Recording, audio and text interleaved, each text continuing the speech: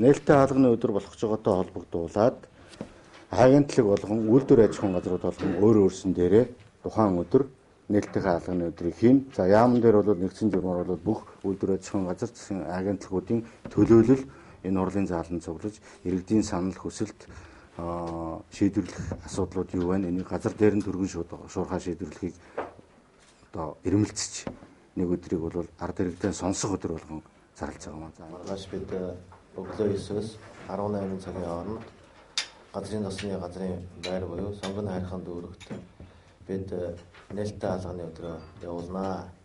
Манай газрын засны газар дээр болох нээлттэй хаалганы өдөр дээр Монгол Улсын засгийн газартай бүтээгдэхүүн авах гэрээ байгуулсан 12 компани төлөөллөд ирж иргэдэд мэдээлэл хийн.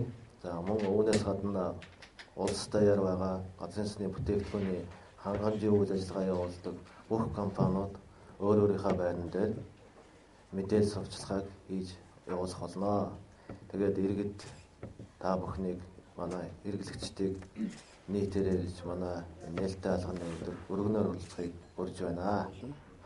За үндсэндээ 5 хилцтэй нэг том төслөтэй тэр төсөл бүгдээрээ өөрсдийнхөө хийж гүйцэтгэж байгаа ажил бүх мэдээллийн чанартай зүйлүүдийг танилцуулж агентлагаа одоо байранд мөн агентлагийн байрны гадаа холбогдох мэдээллүүдийг тавина.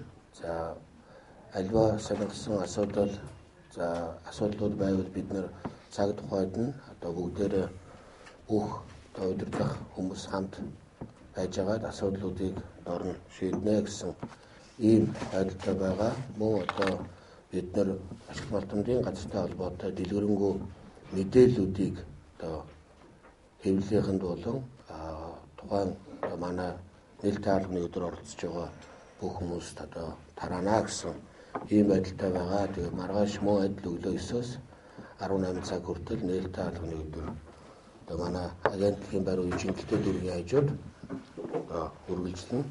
Тийм учраас та бүхнийг одоо агентлагийн нээлттэй хаалганы өдөр бас ирж оролцохыг урьж байна.